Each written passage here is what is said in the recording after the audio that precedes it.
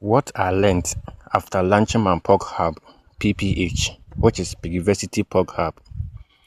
If you're a farmer and you think your main problem is production, let me tell you, sometimes the real problem is what happens after production.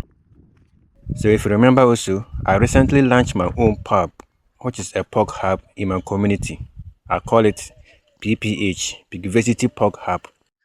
And the official launching was done last year, December 2025. That was on the 25th of December 2025. And I learned more business lessons from that small setup than I ever learned from my years of farming pigs alone. So in this video, I want to share some very honest things I noticed after launching. The good, the painful, the funny, and also uncomfortable ones. Especially if you're a farmer thinking about value addition, this video will make a lot of sense to you. So why I started the Pog Hub? The main reason why I started the hub was very simple. I was tired of waiting in the buyer's time. I raised pigs myself, but I always had to wait for someone to decide when they were ready to buy, how many they wanted, and the price they wanted, or at their own comfort. So I asked myself, why am I producing this value and letting someone else control when I can get paid directly by myself? So that frustration alone, which I know most of you are facing currently, pushed me to start the Pog Hub. And immediately after launching, something interesting happened. I never had to sell my pigs to anyone again. So the first lesson, the money was always there.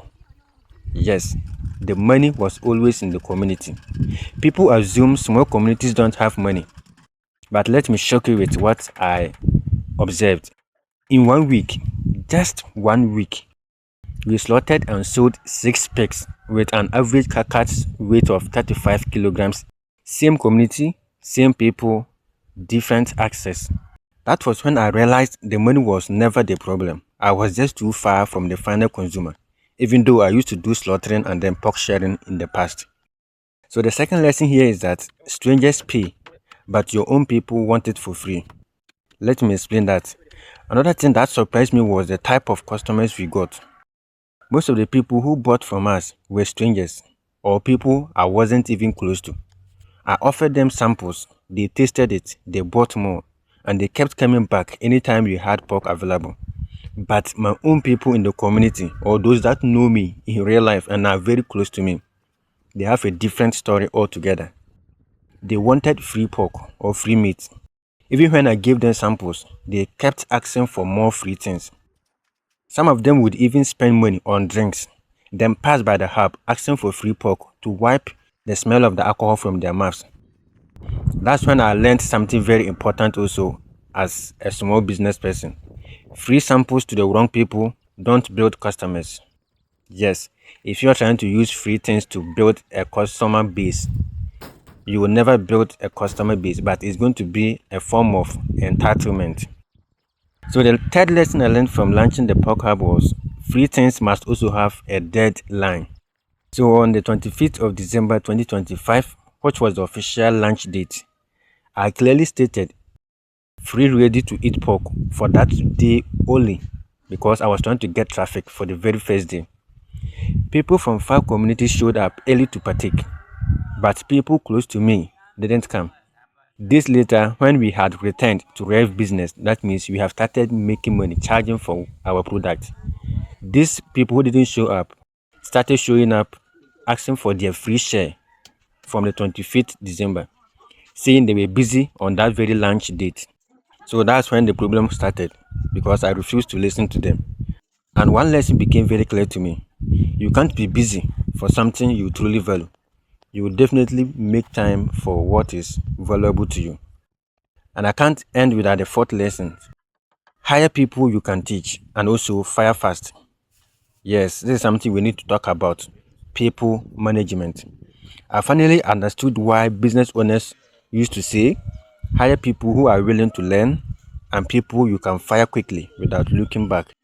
My butcher had been doing the work, according to him, for 20 years. He was very rigid. I must say, he was a rigid type. The moment I introduced a weighing scale, the trouble started. According to him, he has been doing this for almost 20 years, but he has never used a skill and has never made a lot from what he does. But so what I know about business is that it doesn't respect seniority, it respects structure. And one thing also with him that actually made me learn more was that he started seeing himself as a co-founder instead of a service provider. I take you to come and help do the butchering and then the slaughtering and the butchering for me, and then your work is done. But he saw himself as a co-founder. He even gifted meat without my consent. On 2 occasions, he took pig heads home and still expected full payment. Yes, we slaughtered 2 pigs, but the heads were taken home by this man and was still expecting me to pay him for his service. And he even ended up pocketing some of the money I intentionally left in the drawer as a form of change so that when people buy, we can get something for them. But this, I didn't let it take long. I corrected it very early. I didn't insult him. Yes, he was way older than me. I didn't also shout. I simply asked him not to come again and told him the hub was shutting down. He couldn't believe this. Yeah, he couldn't believe I could tell him that. So he even kept up showing up in the community just to check to see if I was operating with that team. And yes, I did my thing with that team truly. Right? And the fifth lesson I want to also add is scarcity sells better than availability.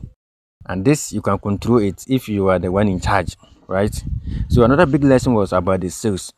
When we tried to sell pork every day, sales went down. People got tired of it.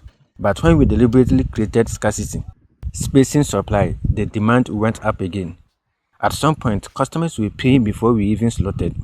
We also planned to sell about 5 different pork products. But the customers we serve corrected us very early. They said they only needed 2 things: cooked pork so that they can sit and enjoy at the hub, and fresh pork to take home for their families. Just 2. So sometimes your market already knows what it wants. You just have to listen to them and give accordingly. And then funny enough, the pigs on my farm have started behaving themselves. Yeah, the pigs on my farm have started behaving themselves properly because the bad guys are always taken to the hub first before their time. So I just want to give you a wake-up call in terms of the value addition part of it. A buyer once told me he buys pigs live weight at 11 Ghana cedis per pound. That is about 22 Ghana cedis per kilogram. But one day, I deliberately went to his joint to buy pork, and he was willing to sell to me at 30 Ghana cedis per pound, which is about 60 Ghana cedis per kilogram.